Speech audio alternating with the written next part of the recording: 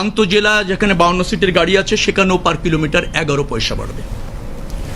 আর DTC একটা area আছে আপনারা জানেন, এবং মিনি বাস, সেখানেও পার কিলোমিটার 11 পয়সা বাড়ানোর একটা সমন্বয় করার একটা সিদ্ধান্ত আমরা নিয়েছি। এটা সমন্বয় করতে চাই, কারণ আমাদের আগেই একটা ফর্মুলা আছে যে তেলের দাম বাড়ার সাথে সাথে কতটুকু সমন্বয় হবে ভাড়া, তার একটা ফরম্যাট আছে।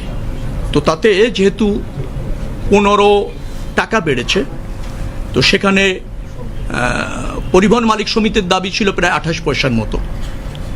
তারা সেখানে ডলারের দাম বাড়ার ফলে তাদের যে পার্টসগুলি ইম্পোর্ট করতে হয়, বাস ইম্পোর্ট করতে হয়, সেখানে আগের চেয়ে অনেক বেশি ইনভেস্ট হচ্ছে, ব্যয় বাড়ছে, মেইনটেন্স ব্যয় বাড়ছে, সেটাও তারা এখানে যুক্ত করতে চেয়েছে।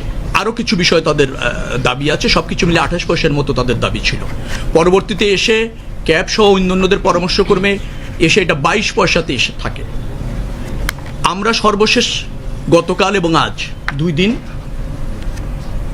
সবার সাথে মিটিং করে, যারা এই সেক্টরে যুক্ত, 11 পয়সা পার কিলোমিটার বাড়া না, সমন্বয় বলবো আমি সবসময়ের জন্য, একটা সিদ্ধান্ত নেওয়া হয়েছে।